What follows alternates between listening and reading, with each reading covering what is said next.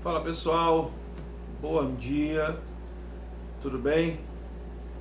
Dizer para vocês que muita saudade aí, esse tempo todo sem a gente ter esse contato, mas é um mal necessário, né? Nesses tempos aí de precaução, nós precisamos ter assim realmente uma visão mais ampla de tudo isso. Eu quero dizer para vocês que é um momento difícil que nós temos passado, um momento atípico, né? A gente está acostumado com isso, a gente nunca viveu isso na nossa geração, um isolamento social, né? Mas eu quero dizer que depois de uma tempestade sempre vem uma bonança, né? Então eu creio que a gente vai conseguir tirar um aprendizado muito, muito bom sobre isso tudo. A gente vai criar outros valores também com relação à nossa forma de estudar, a nossa forma de aprender, né? A gente vai dar valor mais à escola. Eu creio que vocês também, como eu, a gente vai amadurecer muito com tudo isso. Então eu quero dizer que estou com muita saudade, tá? A gente por enquanto vai ter esse canal de estudo, esse canal aqui de interação. Eu gostaria muito que vocês pudessem interagir comigo, tá bom? Infelizmente lá na nossa plataforma a gente não consegue fazer ao vivo, né? Eu gostaria muito de fazer ao vivo porque eu acho que interage mais, fica assim mais dinâmico, mas à medida que vocês forem ouvindo esse áudio aí, vendo esse vídeo, a gente vai estar dentro aqui de um comentário, a gente vai estar respondendo na medida do possível e a gente vai estar se comunicando através daqui, tá bom? Eu nem vou dizer que quando foi nossa última aula, porque já tem aí, vai fazer 3 semanas que nós não nos vimos pessoalmente, né?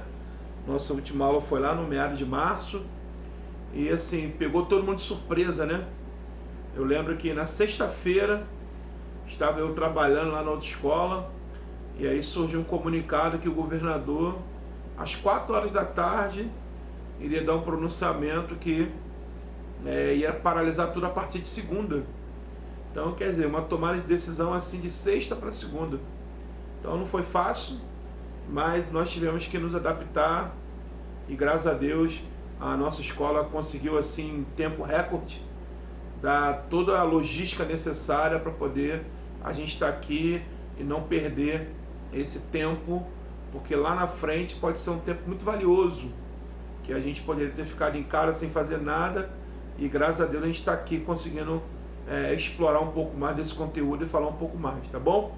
Eu queria que você pudesse abrir a tua apostila lá na Geografia 1, tá? Na Geografia 1, lá no módulo 4, tá? Geografia 1, módulo 4.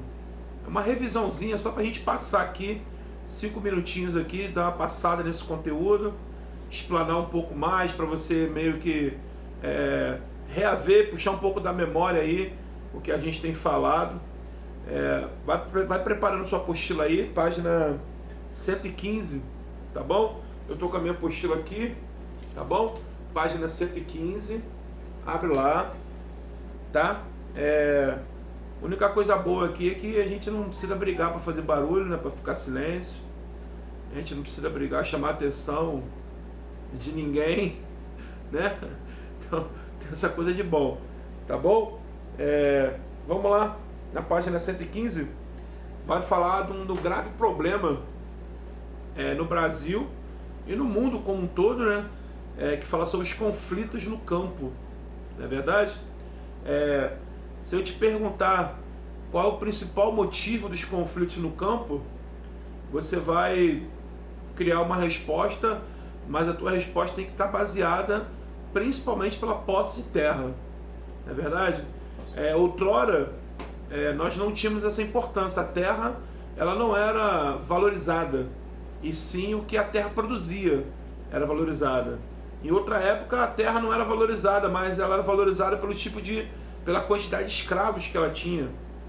Mas chegou um momento da história que a terra passou a ter um valor venal, né? Um valor de imposto um valor realmente tributário. E aí eu creio que muitas coisas passaram a acontecer de bom, mas também de ruim com relação a isso. E principalmente essa questão aí de conflitos, né? Os conflitos no campo, eles são tão graves quanto os conflitos pela cidade. Você pode interpretar isso no seguinte sentido: o atual presidente da República, uma das iniciativas dos slogans que ele tinha, né, na época de campanha, era legalizar o porte de arma no campo, né? Mas a arma não era arma qualquer, uma arma de grosso calibre, permitindo inclusive que fazendeiros pudessem ter fuzis na sua fazenda, para uma possível proteção, para você entender como é que é a lei na zona rural. Literalmente um por todos e nenhum por nenhum. Não é todos por um, né? Nenhum por nenhum. É você e a sua defesa, né? Então os conflitos no campo, eles aí vão ser um assunto bem relevante para a gente aqui. Uma coisa que a gente não pode esquecer é que o campo, ele passou por um processo de transição muito grande nos últimos séculos aí, principalmente nos 2 últimos séculos, no século XIX, finalzinho para o século XX, né? E agora adentrando no século XXI, pelo êxodo rural, não é verdade? A mecanização do campo tem provocado cada vez mais o êxodo rural, e as pessoas têm saído das suas propriedades e têm vindo para as grandes metrópoles para buscar soluções para a sua vida, para a sua família, e uma possível melhora de vida, não é verdade? Então isso, o êxodo rural tem sido sempre um ponto muito falado, muito marcante, e eu quero que você não esqueça disso, tá? Toda vez que você ouvir falar sobre Revolução Verde, a Revolução do Campo, é justamente isso. A Revolução na cidade, que teve as revoluções industriais, e a Revolução Verde foi a ida dessa tecnologia, né? A migração dessa tecnologia para o campo, que aumentou tanto a produção, mas também aumentou a produtividade de muitas partes do Brasil e do mundo afora. E aí, consequentemente, vai avançando as máquinas, você vai meio que aglomerando os homens que habitam ali. Os camponeses, as pessoas que moravam no campo, elas ficaram meio que sufocadas pela pressão da economia, pela pressão do ter que dar certo, e aconteceu o que aconteceu e o que vem acontecendo aí. Tá? Muitas vezes a gente liga a televisão e não escuta tanto falar disso, porque a gente mora aqui no Rio de Janeiro, é um estado assim muito urbano, mas possivelmente quem mora no Pará, quem mora em Tocantins, quem mora no Amapá, no Acre, os telejornais ali devem relatar assim violência quase que diária nessas regiões aí do Brasil, tá bom? Lá na página 115 vai falar aí da voz do campo, né? Vamos chamar assim, do movimento que dá voz ao campo no Brasil, que é o MST. Tu lembra o que é o MST? Movimento dos Sem Terra, não é verdade? É um grupo, ou uma instituição, assim, vamos chamar, que revolucionou a maneira de explanar as suas necessidades no campo. O MST, ele trabalha numa divulgação para os órgãos governamentais, né, de mostrar para o governo que tem terras no Brasil que não estão sendo exploradas para nada, só no sentido de valorização, e são terras que são férteis e que podiam ser destinadas a um programa chamado Reforma Agrária. Lembra da Reforma Agrária que eu falei com você? O que é Reforma Agrária? É a doação de terras por parte do governo a famílias que são necessitadas, que são inscritas ali num cadastro chamado Cadastro Nacional da Reforma Agrária, que é conduzido pelo Ministério do Planejamento, Ministério da Agricultura. Hoje eu não sei em que ministério está pautado mais isso, porque mudou já tanto, mas até então era o Ministério do Planejamento e da Agricultura, que fazia toda a coordenação de distribuição de terras, porque também mudou, houve uma reviravolta em tudo isso, porque, como eu disse lá na sala, a lei ela obriga que as terras que não são utilizadas, né, que são chamadas terras devolutas, elas vão ser indenizadas aos seus donos, dentro de um valor que o governo concorde com aquilo, e vão ser repassadas às famílias que estão nesse cadastro. Só que a família que é contemplada, ela ganha 2 lotes. Um lote para ela morar, fazer uma casa e morar, e um lote para ela poder produzir, plantar ali para sobreviver. Então era uma situação bem legal.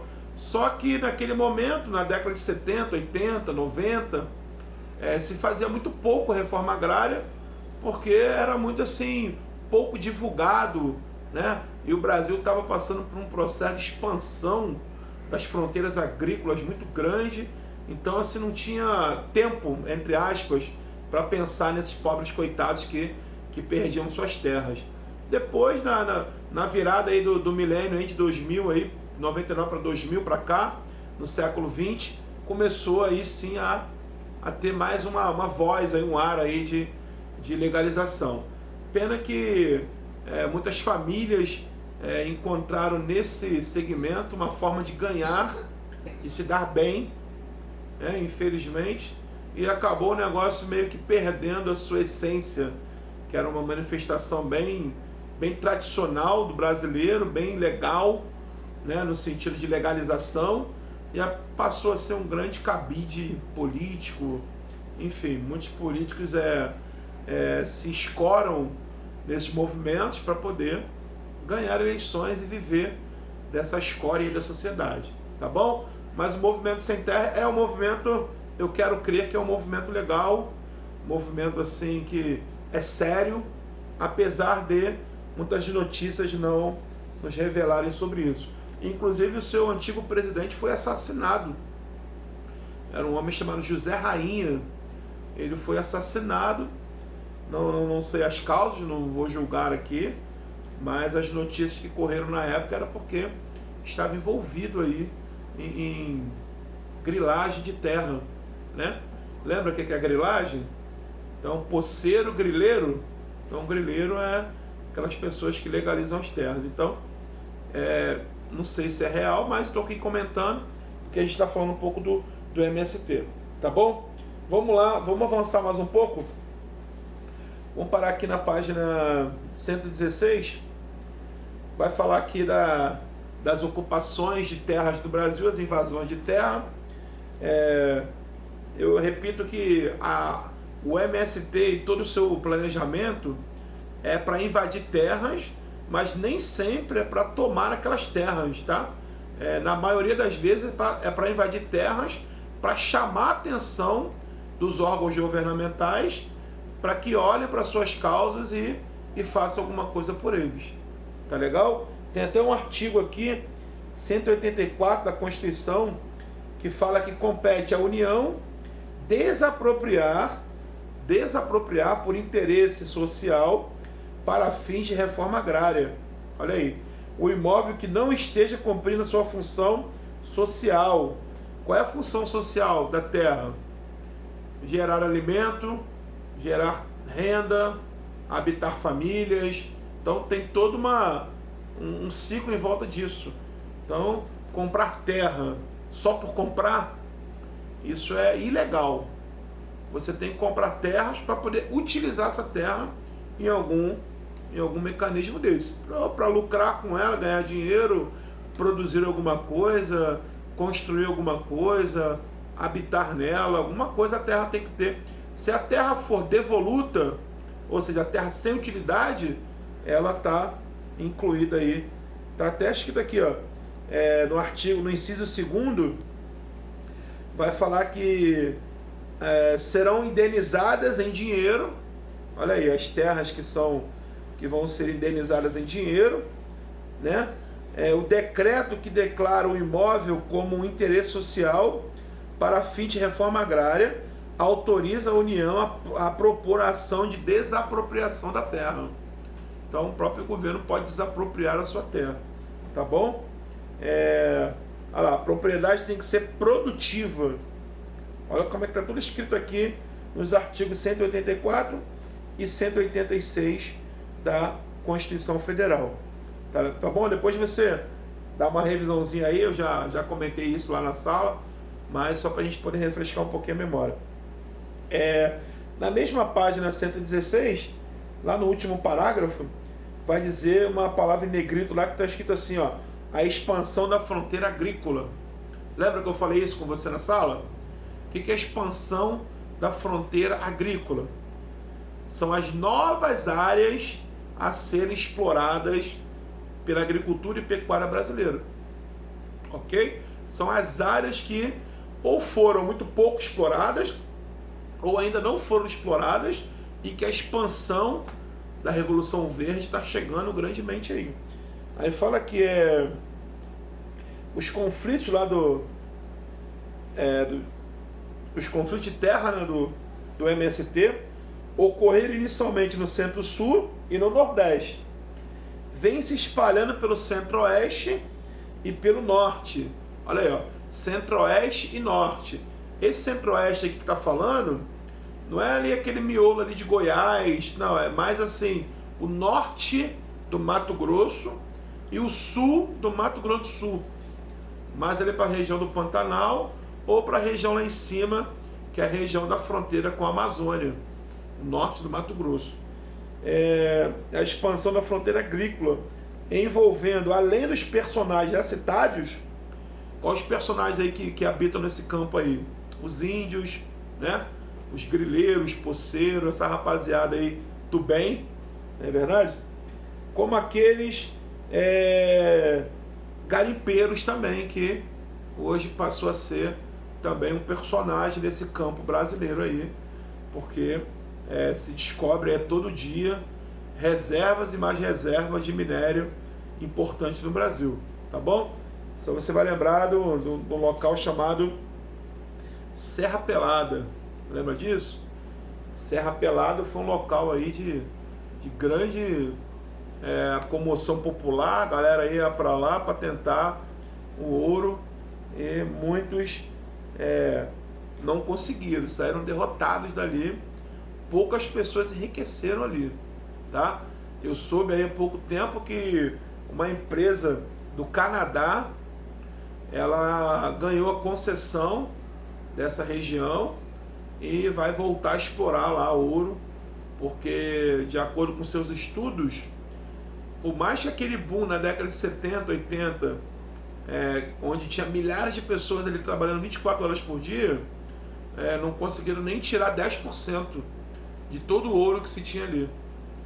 Então, assim, é uma terra ainda bem assim, para desligar a bomba, bem assim, ainda a ser explorada, tá bom? Então lembra disso aí. Então vamos lá, página 118, tá bom? 118, as relações de trabalho no campo, tá bom? Vai falar dos pequenos proprietários de terra. Você imagina pequenos proprietários, no máximo ele vai ter 1 hectare de terra. Você sabe o que é 1 hectare de terra? Lembra aí que eu falei que é mais ou menos uma medida de um campo de futebol. Tem mais ou menos aí 80, 90 metros por 70 ali, por 60. É um retângulo de terra, tá bom? E a maioria dessas pessoas que tem essas pequenas propriedades, ela pratica uma agricultura, uma pecuária de subsistência. O que significa subsistência? Que a pessoa produz para o seu próprio sustento, né? Ali quem trabalha são a família mesmo, o marido, a mulher, o filho, o genro, o primo, o sobrinho, aquela galera ali que trabalha para poder plantar, para poder criar animal e para poder sobreviver. O pouco que excede a produção, geralmente eles vão para as feiras nos finais de semana e vão vender aquele excesso da produção e ao mesmo tempo vão comprar aquilo que não conseguem produzir, tá bom? Lembra disso, né? Tem também os parceiros, cultivam as terras alheias e pagam com parte da produção.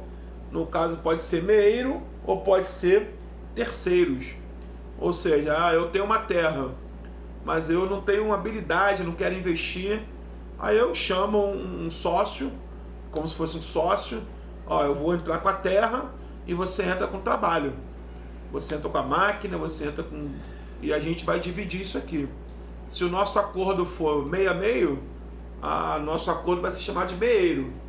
Se o nosso acordo for um terço, ou seja, eu ganho um terço, 30%, né, 33% do que a terra produzir é minha, e os outros 66% fica para você. Aí vai depender do acordo que é feito na hora. Mas essa relação de trabalho de parceria é muito interessante também, tá bom? Imagina, por exemplo, assim, uma pessoa que ganhou uma terra, né, de herança. A pessoa mora aqui em São Paulo, mora no Rio, mora numa grande metrópole, e o seu tio, avô, não sei aonde, deixou um sítio para ele lá, não sei em qual lugar. O cara nunca meteu a mão numa terra, o cara não tem habilidade nenhuma, mas ele vai tomar posse daquela herança e ele vai fazer o quê? Vou arrumar um parceiro aqui para usar essa terra. Não quero vender, eu quero ter esse patrimônio, então eu vou ganhar dinheiro com isso. Eu vou conhecer alguém aqui, alguém vai indicar alguém, aquela parceria e as coisas fluem. Quando não, você tem a opção de ter um arrendatário. O que é o arrendatário? É o aluguel. Tá? O cara aluga a terra dele. Continua no papel, faz um contrato e eu arrendo para você. Você fica utilizando essa terra, tá? Até o nosso contrato acabar. Tá bom? Trabalhadores permanentes. O nome já diz, são trabalhadores, são fixos da fazenda, carteira assinada, tem todos os seus direitos. Alguns moram até na fazenda, que já até servem como um vigia, né, um segurança, alguém que tome conta ali, já com o seu patrão talvez não tenha mais como pagar outra pessoa. Então, você vai ser um trabalhador aqui de carteira assinada, permanente, tendo produção, não tendo produção, tendo colheita, tendo safra, não tendo safra, você vai continuar ganhando o teu salário, tá bom? E aqui tem os temporários, que são os famosos boias frias, não é verdade? Que são aqueles trabalhadores que são contratados justamente na época do plantio ou na época da colheita, né? Lá na pecuária também, na época que tem que abater o boi, a vaca, o porco, tem que ajudar a crescer ali, a criar. Então eles são contratados de tempos em tempos para poder suprir essa necessidade. Agora, eu quero te dizer que já é lei, por isso que tem que obedecer. Mesmo o trabalhador sendo temporário, ele tem todos os seus direitos estabelecidos por lei. Tá? Ele vai ser contratado por 3 meses. Tem que ter um contrato de trabalho durante 3 meses, carteira assinada, fundo de garantia, férias, o local que ele vai morar, enfim, tem que ter toda a lei vigente para esse tipo de trabalhador, tá bom? Vai passando mais um pouquinho aí, aqui vai falar na página 118 ainda, vai falar aqui de uma questão da escravidão, né? Muitas das vezes o trabalhador no campo, ele pode virar um escravo. Não aquele escravo que toma chibatada no tronco, igual antigamente era, mas um escravo por dívida. Lembra que eu falei com você? Um escravo por dívida. Ele fica tão enrolado com o que o seu patrão já fez por ele, né, que ele não consegue mais sair dessa escravidão. E aí, literalmente, ele perde todos os direitos e fica naquela situação de dependência total. Trabalhou, o que ele ganha não é suficiente para pagar o que ele já deve ao seu patrão. Então, é um ciclo que não acaba nunca. Beleza? Tu lembra disso? Eu comentei isso na sala aí, antes da gente poder encerrar. Tá bom? Então, olha só. Na página 119, vai começar os exercícios. Tá bom? Os exercícios. O que eu quero combinar com você? Eu vou fazer o que eu tenho feito nas outras turmas. eu vou pausar o vídeo, tá? Pausar o vídeo agora e vou te dar aí 20 minutinhos para você fazer o dever. Se por um acaso já tivesse feito, você me dá um feedback que eu já tiver feito, a gente quem corrigir, a gente vai corrigir todo o dever aí, tá? E a gente vai para o módulo 5, que é o módulo que começa lá na página 123. Tá bom assim? Então olha só, se alguém não tiver apostila, se alguém por um acaso não tá nessa condição ainda, não aconteceu alguma coisa, não sei, gente, por favor, entre em contato com alguém, pega uma foto aí qualquer, mas assim, não deixe de fazer. Eu quero te alertar que nesse momento de aulas vídeo visuais aqui, todo e qualquer exercício, avaliação, presença, eu não sei, se eu fosse você, eu agregava tudo, eu contava com tudo. Então não fique aí disperso aí, dormindo, esperando a vida passar. Ah, não fiz nada, não fiz dever.